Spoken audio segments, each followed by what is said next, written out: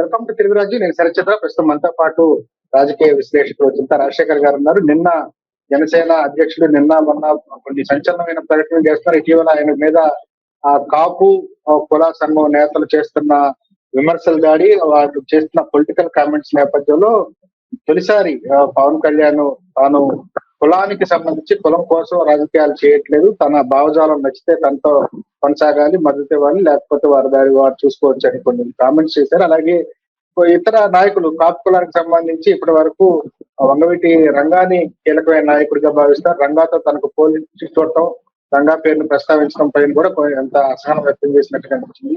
ఆ రంగా సతీమణి కమ్మ కులానికి సంబంధించిన వారు, వారి పిల్లలకి రెండు కులాలు వస్తాయి అంటూ ఆయన కొన్ని కామెంట్స్ చేశారు.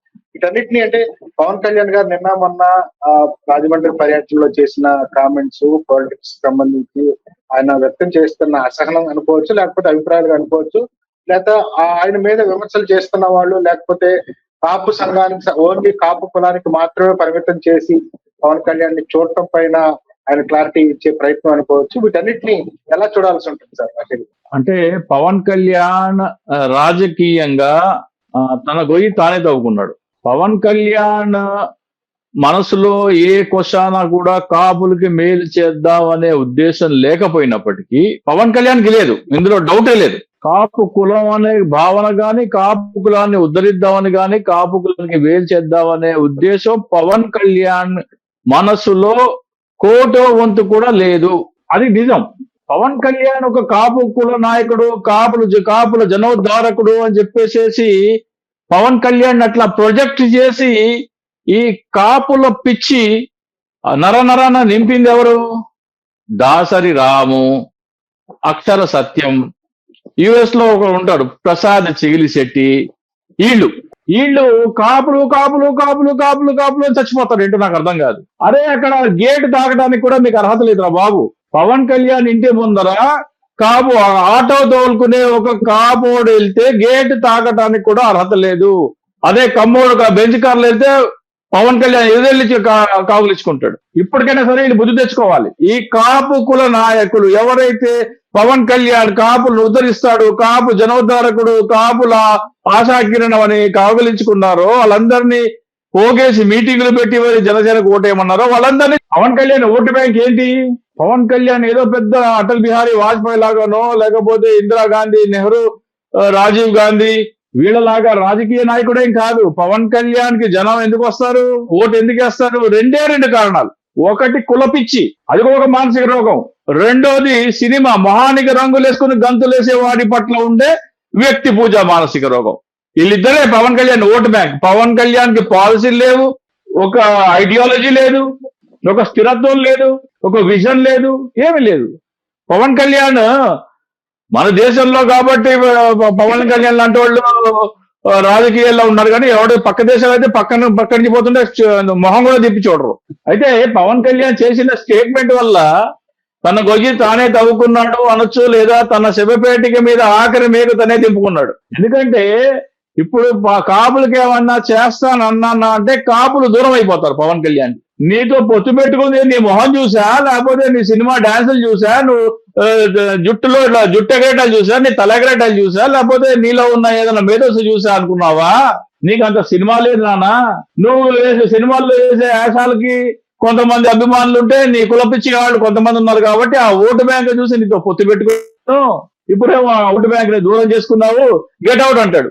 ఏ రోజైతే కాపులు నాకు అక్కర్లేదన్నారో, కాపులు దూరం అయ్యారన్నారో జాడించి కొడతాడు. సో పవన్ కళ్యాణ్ నిజ స్వరూపం బయటపడింది. అది ఉండకూడదు కూడా. నేను జనసేన పార్టీ పెట్టినప్పటి నుంచి నేను ఇదే చెప్తూ వస్తున్నాను.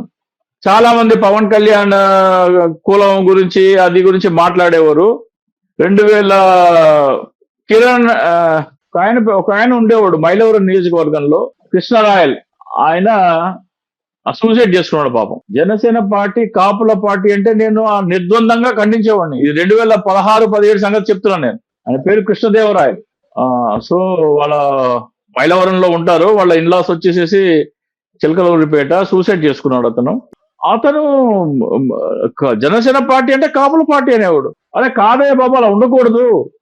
మన రాష్ట్ర సమస్యలు ఏంటి, దేశ సమస్యలు ఏంటి, ప్రజల సమస్యలు ఏంటి, రాష్ట్ర అవసరాలు ఏంటి, మనం చేయాల్సిన కార్యాచరణ ఏంటి, ఇది కదా మనం మాట్లాడేది అంటే లేదు లేదు. కాపులు కాపులు కాపులు. పవన్ కళ్యాణ్ మావోడు కాపు కాపు కాపు అనే ప్రతి ఒక్క కాపుని నిన్న మీటింగ్ లో పవన్ కళ్యాణ్, ముఖ్యంగా పవన్ కళ్యాణ్ కి ఓటేయండి అని దాసరి రాము లాంటి వాళ్ళని, అక్షర సత్యం లాంటి వాళ్ళని, అక్కడ యుఎస్ లో కూర్చొని పవన్ కళ్యాణ్ కోసం వీడియోలు చేసే ప్రసాద్ చిగిల్ శెట్టిని, వీళ్ళందరినీ కాపు పేరు ఉచ్చరిస్తే పార్టీలో నుంచి సస్పెండ్ చేస్తాను కూడా అన్నాడు. ఈ విషయంలో మాత్రం నేను పవన్ కళ్యాణ్ కి ధన్యవాదాలు చెప్దాం అనుకుంటున్నా. ఎందుకంటే ఎటువంటి రాజకీయ పరిపక్వత లేని, రాజకీయ అవగాహన లేని, మైండ్ మెచ్యూరిటీ లేని వాళ్ళు కూడా ఈ కులం ఒకటి, దానికి తోడైంది మొహానికి రంగులు వేసుకుని గంతులు వేసే వాళ్ళ పట్ల ఉన్న వ్యామోహం తెలుగు రాష్ట్రాల్లో, ఆ రెండు కలిపే ఆయన రాజకీయ నాయకుడు. లేకపోతే అది Pawan Kalyan maturity, political maturity కానీ, సమాజం పట్ల అవగాహన కానీ.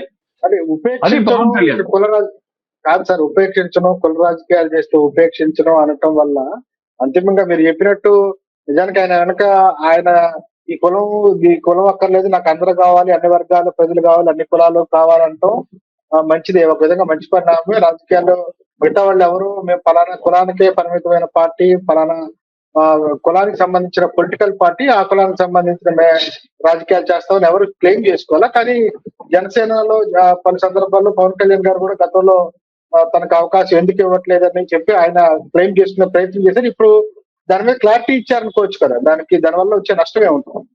ఏమండి, ఆయనకి ఓట్లు కావాల్సి వచ్చినప్పుడు కుల భావనతో ఆయన, రాష్ట్ర భావన ఎలాగో లేదు, కుల భావన తీసుకొచ్చైనా ఓటేయండి అన్నాడు, కాపులు పెద్దన్న పాత్ర పోషించాలన్నాడు. ఇవన్నీ ఎవరన్నారండి? ఇవన్నీ ఏంటి సంకేతం? మీ మనసులో ఏముందో నాకు తెలుసు, వ్యూహం నాకు వదిలేయండి అన్నాడు. ఓటర్ల కాపుల మనసులో ఏముంది?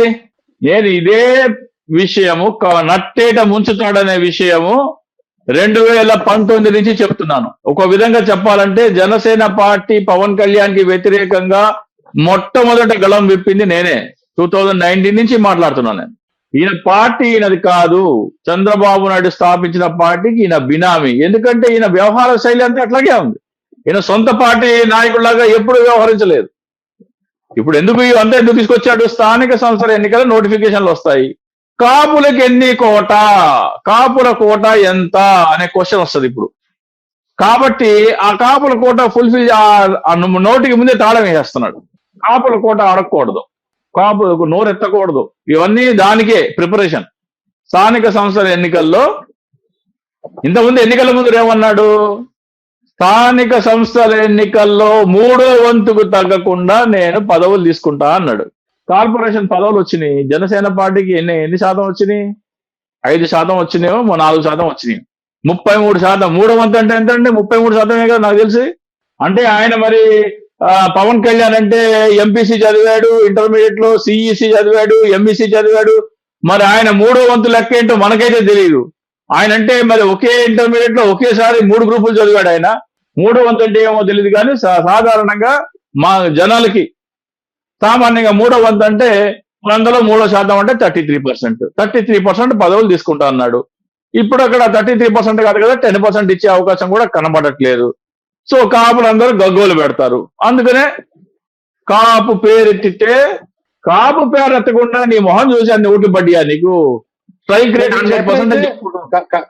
కాదు సార్, మీకు చేతనైతే ఒక నాయకుడిని చూసుకొని అతన్ని కుల నాయకులంతా కలిసి ముఖ్యమంత్రిని చేసుకోవాలని కూడా సలహా ఇచ్చారు ఆయన. మరి దాన్ని ఎట్లా చూడాలి? అంటే మీకు వేరే ఆల్టర్నేట్ లేదు. ఈ మాట ఎప్పుడు చెప్పాలి? ఈ మాట ఎప్పుడో చెప్పాలి కదా. కుల భావనతో అయినా ఓటేయండి అని ఎందుకు చెప్పాడు? కాపులు ఓటు ఇవ్వలేదని మీ మనసులో ఉంది కదా, మీరు ఓటేయండి నేను అయి చూపిస్తాను ఎందుకన్నాడు? ఎందుకన్నాడు? ఈ మాటలన్నీ ఎందుకు మాట్లాడాడు? అప్పుడే చెప్పాల్సింది కదా.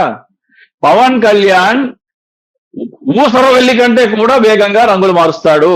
రాజకీయ పార్టీ ప్రస్థానం ఆయనది 2014 ఈ 12 సంవత్సరాల ప్రస్థానం తీసుకుంటే ఒక మాటకి కట్టుబడి ఉన్న దాఖలాలు ఎప్పుడూ లేవు. పచ్చి అవకాశవాది. ఒక విధంగా చెప్పాలంటే తడిగుడ్డతో కాపుల గొంతులు కోశాడు, నమ్మించి మోసం చేశాడు. నేను చెప్పానే అంటాడు. నువ్వు నీ స్టేట్మెంట్లు చూసుకో నాయన, నువ్వు చెప్పావో లేదో. కాపుల్లో మన ఓటు బ్యాంక్ పోతుందని నాసరి రాము, అంబటి రాంబాబు అంటుంటే ఆ ఎగతాళిగా గోదావరి జిల్లా యాసలో వెటకారం చేస్తున్నాడు. అంటే తన ఓటు బ్యాంక్ అంటే ఎంత చులకన భావన ఉంది, ఎంత ఏహ్యభావం ఉంది, ఏరు దాటిన తర్వాత ఎలా తెప్ప తగలేస్తాడో అనే దానికి నిన్నటి మొత్తం ఆయన చేసిన వ్యాఖ్యలు ఉదాహరణ. అవన్నీ పచ్చి అవకాశవాది అని నిన్న నిరూపించుకున్నాడు. ఇప్పుడు పవన్ కళ్యాణ్ దగ్గర ఒకే ఒక రకమైన ఓటు బ్యాంక్ మిగిలింది. కాపులు దూరం అయిపోయారు, నిన్నటితో కాపులు దూరం అయిపోయారు. ఇక ఈ వ్యక్తి పూజ మానసిక రోగులు మాత్రమే మిగిలారు. ఈ వ్యక్తి పూజ మానసిక రోగులు కూడా షాకిస్తాడు, త్వరలో వాళ్ళకు కూడా షాకిస్తాడు. ఎందుకంటే వాడుకుని వదిలేయటంలో దిట్ట పవన్ కళ్యాణ్. వాడుకుని తన మన లేదు, ఎవరైనా సరే వాడుకుని వదిలేయటంలో ఎక్స్పర్ట్. నేను పార్టీ పెట్టింది సుగాలి ప్రీతి కోసం అన్నాడు. నేను పార్టీ పెట్టింది శ్రీకాకుళంకి చెందిన వివేక్ బాబు కోసం అన్నాడు. ఏడి వివేక్ బాబు? ఏం పదవి ఇచ్చాడు? ఏమైపోయాడు వివేక్ బాబు? చెమట రక్తం చిందించాడు కదా పార్టీ కోసం. రక్తం చెమట ధార పోసాడు, రక్తం అనడానికి లేదు కానీ చెమట ధార పోసాడు ఆయన 5 సంవత్సరాల పాటు. 2019 నుంచి 2025 వరకు కూడా ఉన్న 6 నెలల క్రితం వరకు కూడా ఆయన యాక్టివ్ గానే ఉన్నాడు. ఏమైపోయాడు? ఏం పదవి ఇచ్చారు ఆయనకి?